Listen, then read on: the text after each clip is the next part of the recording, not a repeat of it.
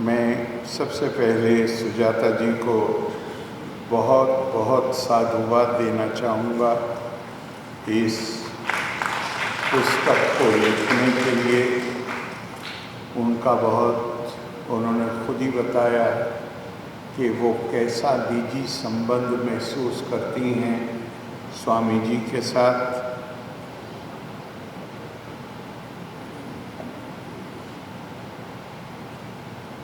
और उन्होंने कहा कि और बहुत सी पुस्तकें लिखी गई हैं, तो इस पुस्तक की क्या आवश्यकता है। तो मुझे ध्यान आया कि ऐसा हमारी परंपरा में बताया गया है कि एक दिन व्यास मुनि बहुत ही हताश भाव के साथ बैठे हुए थे। नारद मुनि आ गए, उनसे कहने लगे कि आप इतने परेशान क्यों दिख रहे हैं। क्योंकि मैं परेशान इसलिए हूँ कि मैंने अपनी सारी ऊर्जा समय लगाकर भारत की जो प्रज्ञा है, जो आध्यात्मिकता है, जो दर्शन है, उसको संकलित किया, लेकिन मैं देखता हूँ कि उससे कोई फायदा नहीं उठाता। तो मुझे निराशा हो रही है कि मैंने इतना समय और ऊर्जा लगाई है और उससे लोग फायदा नहीं उठाते। तो नारद ने कहा कि ना फायदा उठाया है और ना उठाएंगे। आपने जो कुछ संकलित किया है वो गूढ़ दर्शन, प्रोफाउंड फिलॉसफी, ये नहीं पढ़ेंगे इसको। मैं आपको एक तरीका बता सकता हूँ जिससे ये फायदा उठाएं। तो उनका बताइए। उनका कि इस गूढ़ दर्शन को कहानियों में परिवर्तित कर दीजिए। लोग कहानी चाव से पढ़ते हैं और फिर वो इससे फायदा उठाते। आपकी पुस्तक की जो उपलब्धि होगी, मैं मानता हूँ, वो ये होगी कि दर्शन की किताबें लोग कम खरीदते हैं, लेकिन नॉवेल के नाम पे स्वामी विवेकानंद को एक तबका है जो नॉवेल खरीदने को तैयार होगा, पढ़ने को तैयार होगा और वो इससे फायदा उठा सके। मैं आपकी तरह सौभाग्यशाली नहीं हूँ, आपका जो निजी संबंध है, लेकिन ये सौभाग्य मेरा भी है कि 1980 से जब मैं पार्लियामेंट में आया, दूसरे या तीसरे महीने में कोई लेख पढ़ा और मैंने स्वामी रंगनाथनंद से शुरुआत की और फिर स्वामी विवेकानंद को पढ़ा और फिर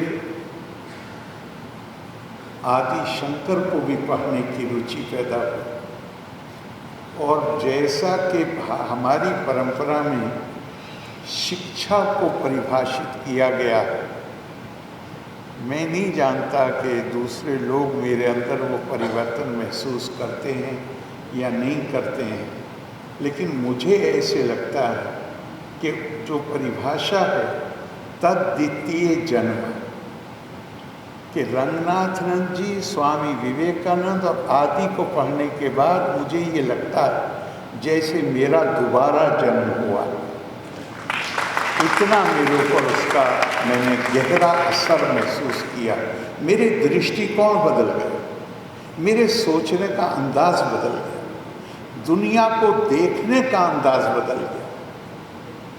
और जो वास्तव में आप चाहे वेदांत कहिए, चाहे अद्वैतवाद कहिए, चाहे भारतीय परंपरा कहिए, जिसमें दूसरे की कल्पना ही नहीं है कि कोई दूसरा, हम सब आत्मा के बंधन से बंधे हुए।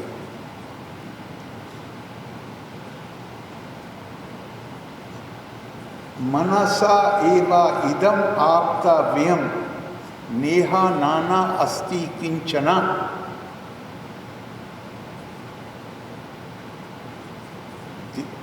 दिल दिमाग अपने पूरे वजूद से जब आदमी ये महसूस करता है कि ये सामने से नज़र आने वाली विभिन्नता ये वास्तविक नहीं है।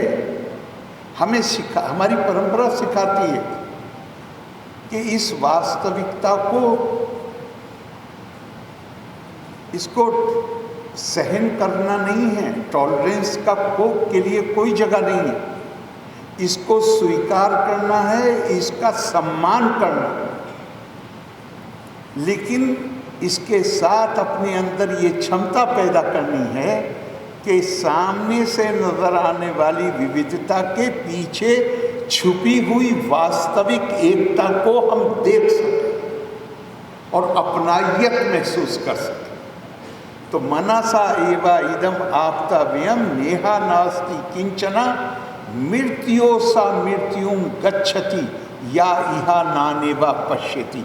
आदर करो विविधता का, स्वीकार करो अनेकता को, अंगीकार करो इस बहुधा को जो प्रकृति का नियम है, लेकिन अपने अंदर ये क्षमता पैदा करो कि इसको वास्तविक मत मानो। वास्तविकता तो वो है जो इसके पीछे छुपी हुई एक आत्मता है, और जो कोई इस विविधता को वास्तविक मानेगा, मृत्यो सा मृत्युम गच्छति या इहा नानेवा पश्यति। जो इस अनेकता को वास्तविक मानेगा वो मृत्यु से मृत्यु में यात्रा करता रहेगा, उसे मोक्ष या निर्वाण कभी नहीं मिलेगा। ये हमारा दर्शन है, ये हमारा दर्शन है, ये हमारी, जो मैंने जैसा पहले निवेदन किया कि चाहे वेदांत कहिए, चाहे द्वैतवाद कहिए, चाहे उपनिषद की शिक्षा कहिए, कि जो आप जिसका सार्वभौमिक विजन दृष्टि है, कोई हमारे लिए गैर नहीं है, कोई दूसरा नहीं है। मैं स्वामी विवेकानंद को जितना पढ़ता हूँ, मुझे एक घटना जो मेरे साथ हुई है वो बार बार मेरे दिमाग में आ जाती है। 1990 में पाकिस्तान की प्रधानमंत्री ने एक बड़ा अभियान चलाया। OIC, organisation of Islamic countries, उसने कश्मीर पर कभी उनका समर्थन नहीं किया था, बल्कि ये कहा था कि ये द्विपक्षीय मामला है, आप आपस में सुलझा लीजिए।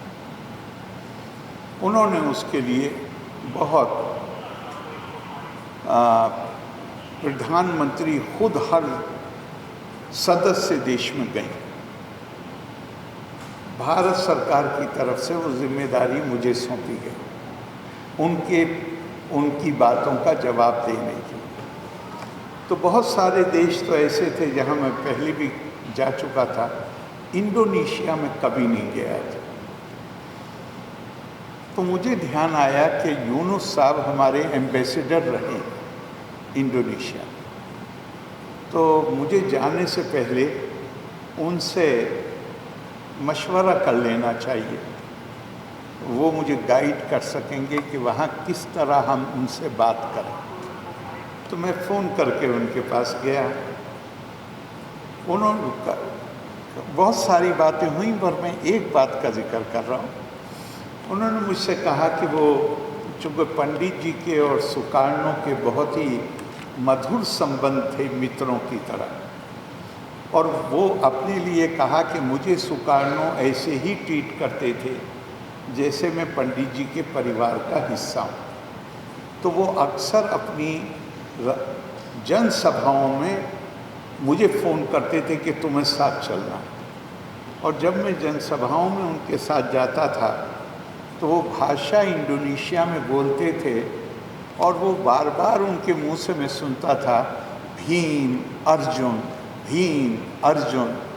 तो बोले, मैंने एक बार लौट के उनसे पूछा कि ये भीम और अर्जुन क्या हैं जिनकी आप बात करते हैं? तो उन्होंने पलट के मुझसे कहा कि तुम भीम अर्जुन को नहीं जानते? कहा अगर आप महाभारत के जो चरित्र हैं उनकी बात कर रहे हैं तो मैं जानता हूँ, हाँ वो ही है। तो आप कहते क्या हैं अपने लोगों से?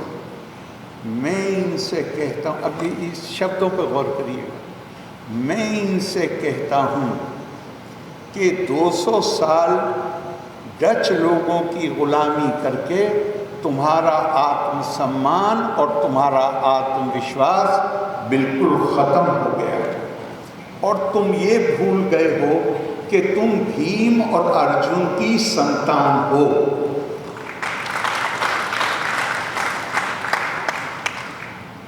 हम गुजरे हुए समय में जिंदा नहीं रह सकते, आगे ही बढ़ना, लेकिन गुजरे हुए समय से हमें प्रेरणा मिल सकती है।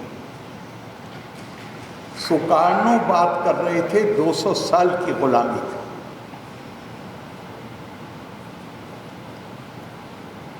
स्वामी विवेकानंद, भारत में उनका प्रादुर्भाव तब हुआ है जब हम सैकड़ों साल की गुलामी से गुजर चुके थे और हमारे अंदर आत्मसम्मान, आत्मविश्वास जैसी कोई चीज़ बची ही नहीं थी।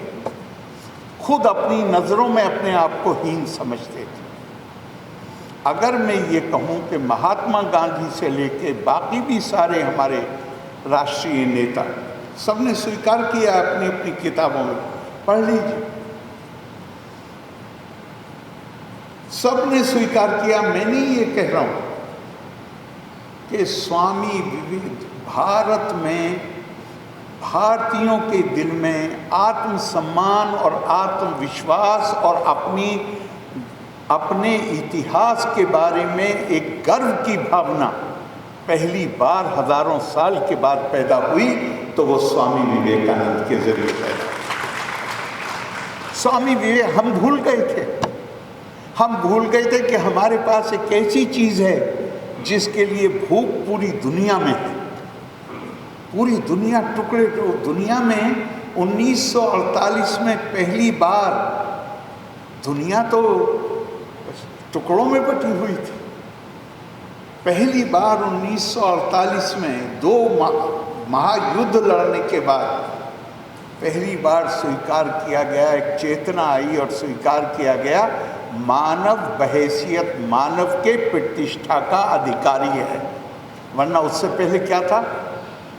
प्रैक्टिकली तो वो अभी तक चल रहा है, लेकिन तब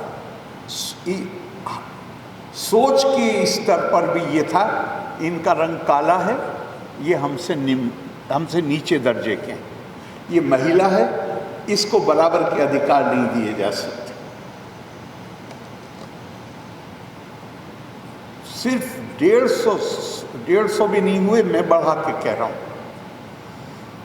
यूरोप की ये मान्यता थी 100 साल पहले तक, 125 साल पहले तक, कि काले रंग के लोगों में और महिलाओं में आत्मा नहीं होती है।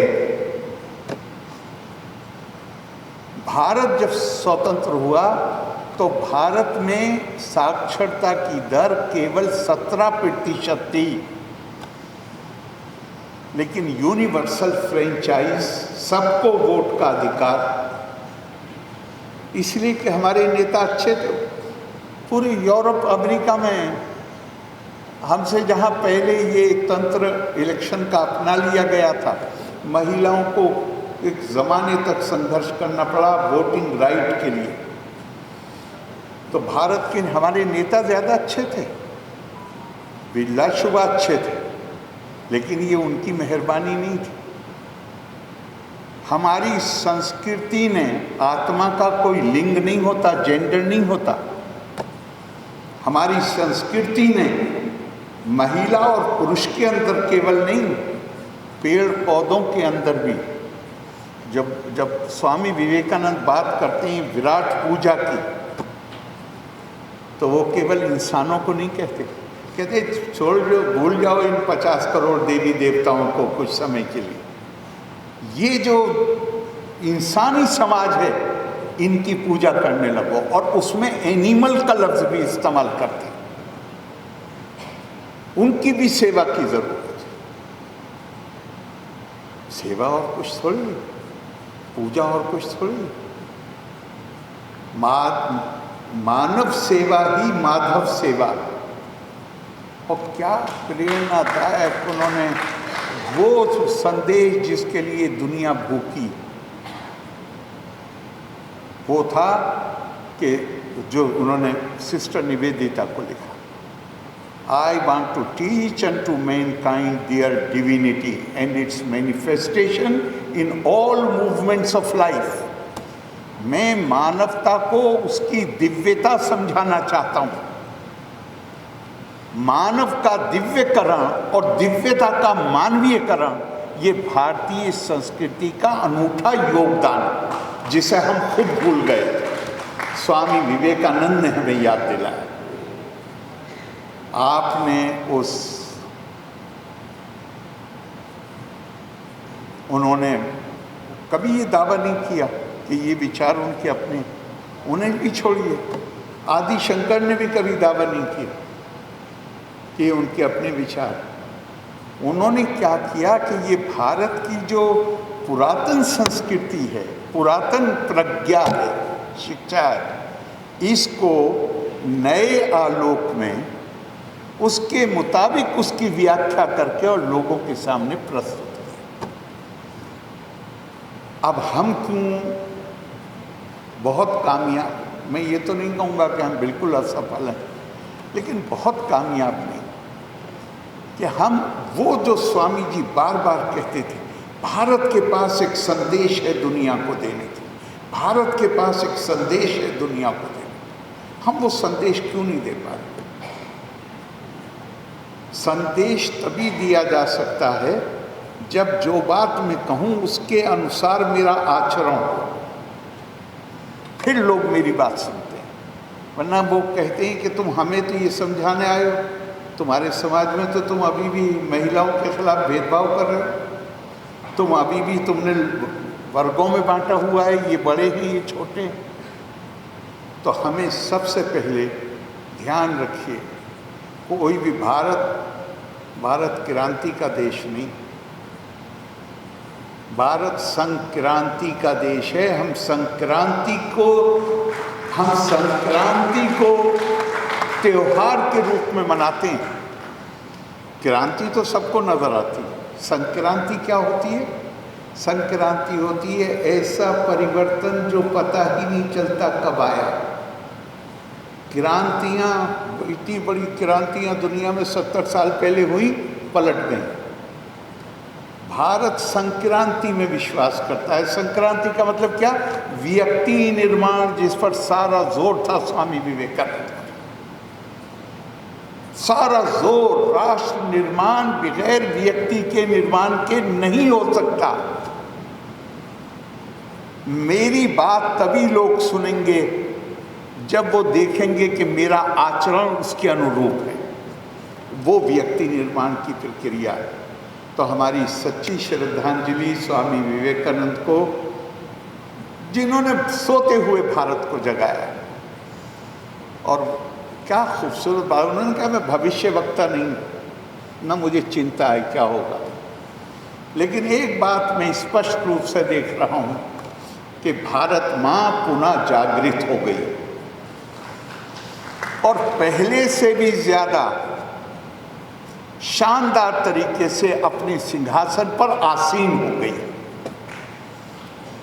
अब उन्होंने जो कहा है, अगर हमें उसका सम्मान करना है तो अपने आप को जिन सिद्धांतों का, जिस शिक्षा का उन्होंने प्रतिपादन किया, हमें अपने आचरण को उसके मुताबिक ढालना है।